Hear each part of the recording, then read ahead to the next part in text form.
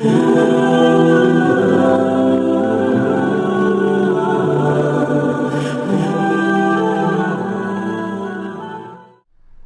آپ کو کتاب التعبیر چیپٹر پورا ملے گا اس کے اندر صحیح بخاری میں، تقریباً 60 احادیث خوابوں میں ملیں گی، اور تقریباً آپ کو 90 کے قریب احادیث کتاب الرؤیا چیپٹر صحیح مسلم کا اس میں ملیں گی، اور آپ کو مشکات میں بھی یہ دوسری جلد میں آپ کو اینڈ پہ جا کے نا چیپٹر آتا ہے خوابوں والا، اس میں آپ کو یہ والی حدیث مل جائے گی۔ ہاں یہ دیکھیں نا، کتاب الرؤیا نام رکھا ہے انہوں نے، اس میں آپ کو نا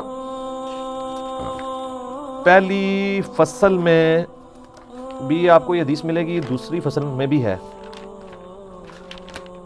ہاں جی یہ حدیث بھی ورڈ بائی ورڈ میں پڑھ کے سنا دیتا ہوں آپ کو، تاکہ یہ صحیح بخاری میں حدیث ہے 7048، اور مشکات کے اندر جو میرے ہاتھوں میں 4621 ہے بخاری کے ریفرنس سے۔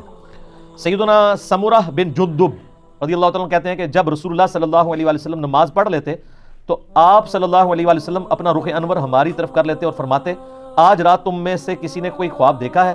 راوی کہتے ہیں کہ اگر کسی نے خواب دیکھا تھا تو وہ آپ علیہ السلام سے بیان کرتا، اور آپ صلی اللہ علیہ وسلم جو اللہ چاہتا اس کی تعبیر بیان فرما دیتے۔ نبی علیہ السلام کی خواب کی تعبیر بیان کی ہوئی تو اتھینٹک ہے، باقی تو اندازہ ہی ہے نا۔ تو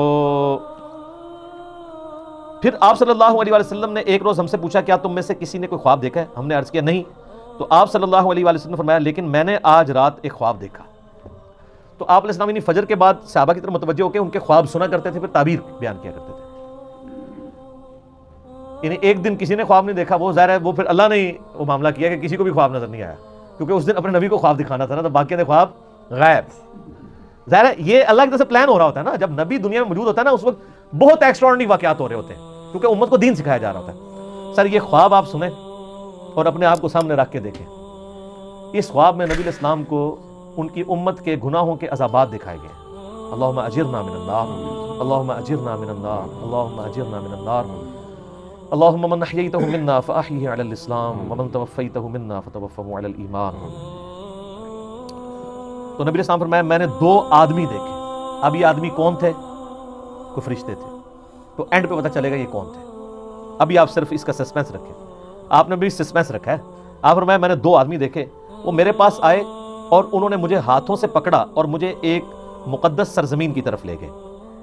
وہاں ایک آدمی بیٹھا ہوا تھا اور ایک کھڑا ہوا تھا، اس کے ہاتھ میں لوہے کا ایک ٹکڑا تھا، وہ اس کو دوسرے آدمی کے جبڑے میں داخل کرتا اور اس کو اس کی گدی تک چیر دیتا، یعنی یوں ڈال کے نا ایسے، یہ گدی یہ کہتے ہیں، یعنی یہ ہے نا یہ پورا جبڑا چیرتا ہوا پیچھے تک، پھر اسی طریقے سے دوسرے جبڑے کے ساتھ ایسا کرتا، اور اتنے میں پہلا جبڑا ٹھیک ہو چکا ہوتا۔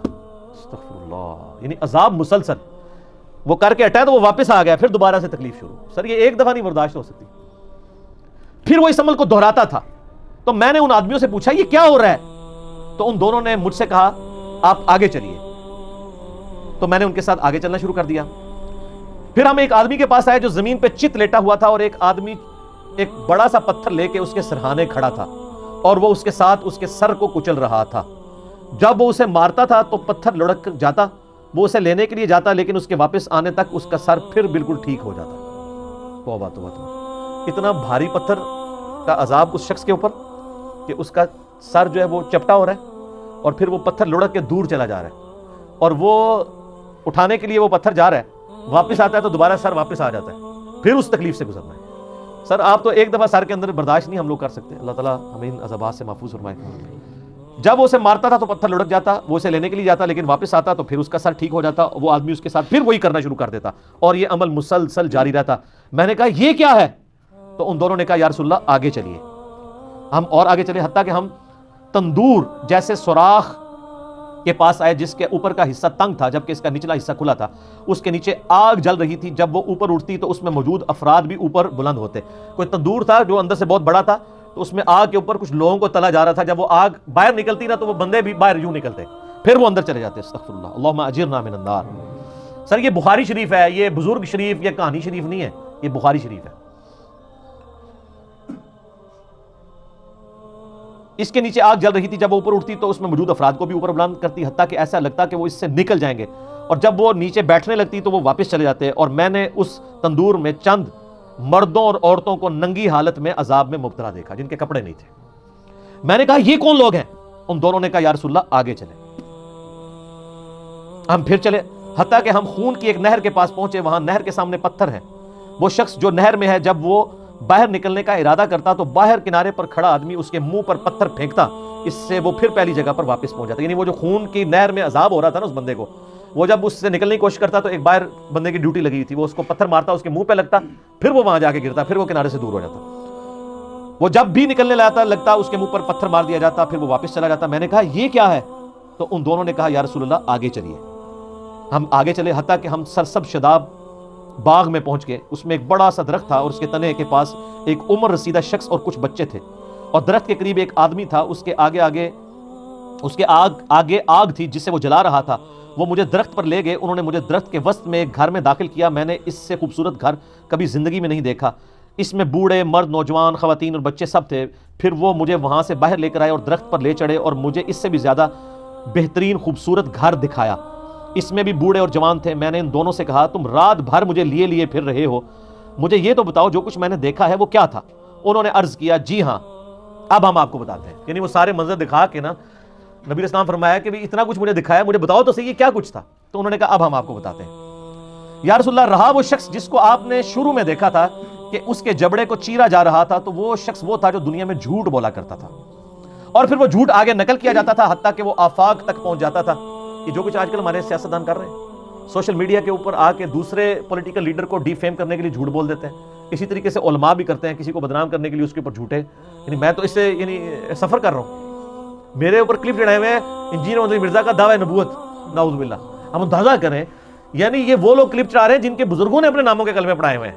ایک غریب تو بدتمیز, اور جو ان کو ننگا کر رہا ہے اس کو کہہ رہے ہیں دعوی نبوت. تو یہ ان کا عذاب ہے, یعنی علماء کا عذاب ہے. تو یہ سب سے زیادہ جھوٹ کون بول رہا ہے, جھوٹا دین کون بیان کر رہا ہے؟ اس لیے بخاری مسلم حدیث ہے جس نے میری طرف جھوٹی حدیث منسوب کی اپنا مقام دوزخ میں دیکھ لے, اور صرف دوزخ کے پھیرا نہیں لگنا, اے عذاب ہونا ہے کہ یہ جبڑا چیر کے ادھر اور یہ والا ادھر. اچھا پہلا عذاب بتا دیا. یا رسول اللہ آپ نے اس کے بعد جو منظر دیکھا وہ قیامت تک اس کے ساتھ کیا جائے گا. یعنی وہ جبڑے قیامت تک, یعنی اس سے یہ بھی پتا چل گیا کہ عالم برزخ اور قبر کا عذاب بھی برحق ہے, قیامت تک کیا جائے گا یہ عذاب. ابھی قیامت قائم نہیں ہوئی. وہ آدمی جو آپ نے دیکھا کہ اس کا سر کچلا جا رہا تھا, یعنی وہ بھاری سا پتھر تھا اس کے سر پہ ڈالا جاتا ہے. سر یہ مسلمانوں کی اکثریت ہے. یہ وہ شخص تھا جس نے قرآن کا علم سیکھا لیکن اس کی نہ تو راتیں قرآن کے مطابق تھیں نہ دن کے اعمال قرآن کے مطابق تھے. پورے کا پورا دین ہی کور ہو گیا. اور یہ تو اس کے لیے ہے جس نے قرآن سیکھا, اور جس نے قرآن کو سیریس لے کے سیکھا بھی نہیں ہے. یہ تو وہی ہے نا کہ ماں باپ کو اف تک مت کہو, اور جو گالیاں دیتا ہے ماں باپ کو اس کا کوئی سوچ سکتا ہے؟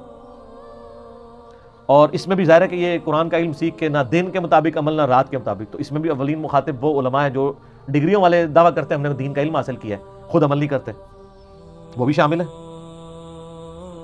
یا رسول اللہ ان کے ساتھ بھی یہ سلوک قیامت تک جاری رہے گا.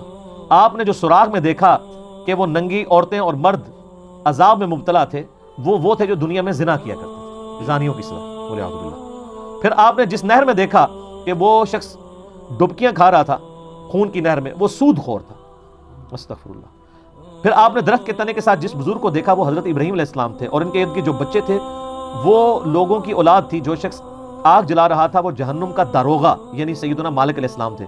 اور پھر جس پہلے گھر میں آپ داخل ہوئے وہ عام مومنین کا گھر تھا. رہا یہ گھر تو یہ شہداء کا گھر ہے, اور میں جبرائیل ہوں اور یہ میکائیل ہے. وہ دو بندے کون تھے؟ جبرائیل اور میکائیل علیہم السلام. اور آپ صلی اللہ علیہ وسلم اپنا سر اٹھائیں, جب میں نے سر اٹھایا تو میرے اوپر بادلوں کی مانند تھا. ان دونوں نے کہا یہ آپ کی منزل ہے, یعنی وہ ایک محل دکھایا گیا. میں نے کہا مجھے چھوڑ دو, میں اپنی منزل میں داخل ہو جاؤں. تو انہوں نے کہا ابھی آپ کی دنیا میں عمر باقی ہے جو آپ نے مکمل نہیں کی. جب آپ وہ دنیا میں اپنی زندگی مکمل کر لیں گے تو پھر آپ اپنی اسی جنت کی منزل میں داخل ہو جائیں گے. اس حدیث کا ذکر میں نے حیات النبی والے مسئلہ 5 میں بھی کیا تھا, نبی علیہ السلام کے جنت میں جو محل ہے. تو یہ وہ طویل حدیث ہے جی, اور رکت انگیز ہے, اور صرف یہ سن کے پھینکنے والی چیز نہیں ہے بلکہ اپنی اصلاح کرنے کی بھی ضرورت ہے. اللہم اجرنا من النار, اللہم اجرنا من النار, اللہم اجرنا من النار. اللہم من احییتہ منا فاحیہ علی الاسلام ومن توفیتہ منا فتوفہ علی الایمان. آمین.